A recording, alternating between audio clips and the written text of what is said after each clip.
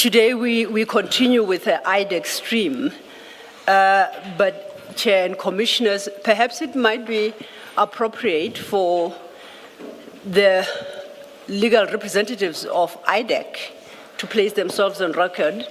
But before we commence, I have a request to make to the Commissioners. Thank you. Good morning, Mr. 𝗠𝗱𝗀𝗺. Good morning, Commissioners. I confirm I represent IDAC together with my colleague, Mr. 𝗠𝗱𝗹𝗺𝗀. Thank you. Thank you, Chair. Commissioners, for the record, the next witness for appearance today was scheduled to be Advocate Andrea Johnson.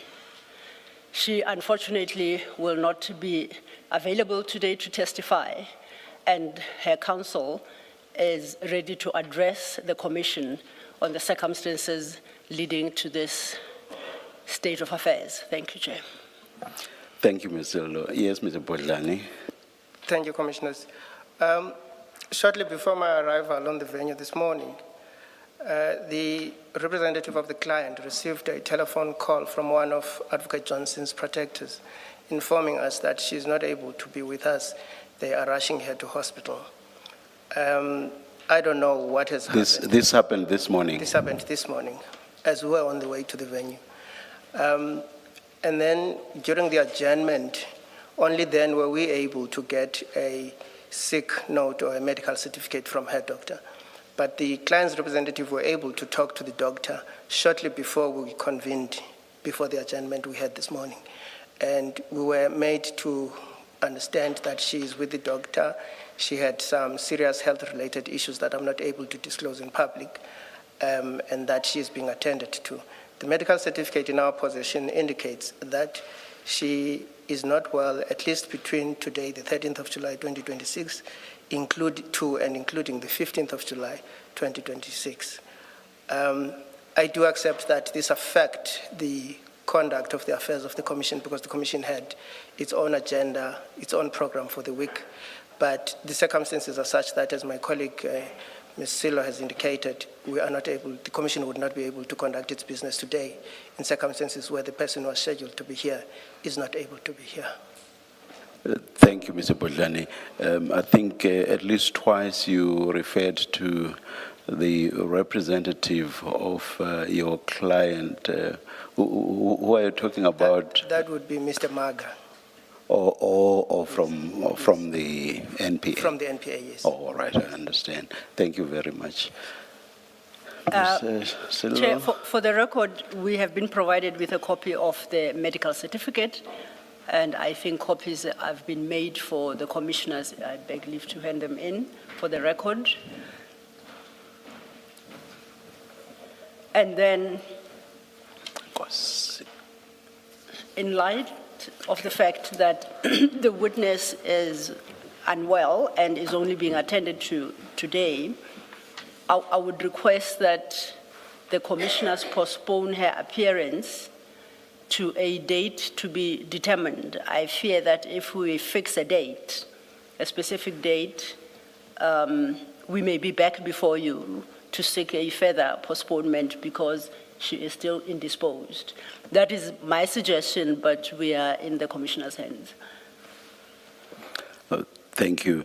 I noticed that this is one of those medical certificates, the nature of which I've previously said are useless, in the sense that they give no information whatsoever. It's not even a case of what Mr. 𝗠𝗱𝗺𝗺𝗺 said, which is confidentiality issues. It's just one of those useless so-called medical certificates.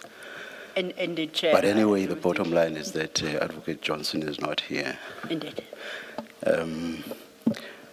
Well, we are forced in the circumstances to postpone the hearing of Advocate Johnson's testimony to a date to be determined. Thank you, Chair. Thank you.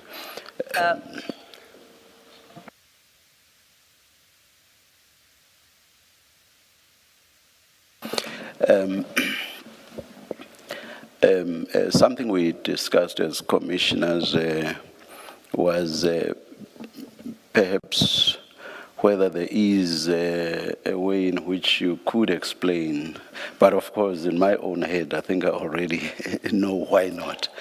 But a way in which you could explain, perhaps for the benefit of the public, because the public may be wanting to know why are they not proceeding in the same way they did with Mr. Mike van Wyk, the same way we did with General Khan.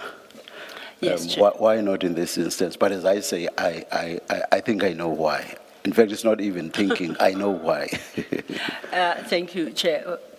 I was going to address the commissioners on that, to say that we do appreciate that the Commission is operating under exceptionally tight timelines, and we considered the possibility of, quote-unquote, saving the day so that the Commission sitting doesn't collapse entirely today. We considered that as an option, but ever so fleetingly, because the nature of Advocate Johnson's testimony does not lend itself to that kind of approach. The examples that the Chair has provided all relate to WhatsApp messages that are written, have been provided to the witness, and on the basis of which the witness would be asked questions and the witness would respond. So that allowed the evidence leaders to place that material on record without the witness, reserving, of course, the witness's right to come back at a later stage and respond thereto. Also with the evidence leaders drawing inferences as they went along, yes, on what they make of the chats. Indeed. Yeah. What I have are two statements, a statement and a supplementary statement from Advocate Johnson, both of which are narrative in nature. I don't have WhatsApp messages to engage or to share with the commissioners, and the only option would be to read her statements into record. But her statements are responding already to questions already posed. So at best, it would require me to go find the question and then read for you what she says, where she can sit in the witness box and give the narrative as she has set it out in her papers. So I would argue, Chair, that the nature... And that would not serve much purpose. Indeed. Because we would want to engage her or probe her on the narrative that she gives. So it just would not work. Yeah. Especially because I'm sure as the commissioners have prepared on the basis of the very statements.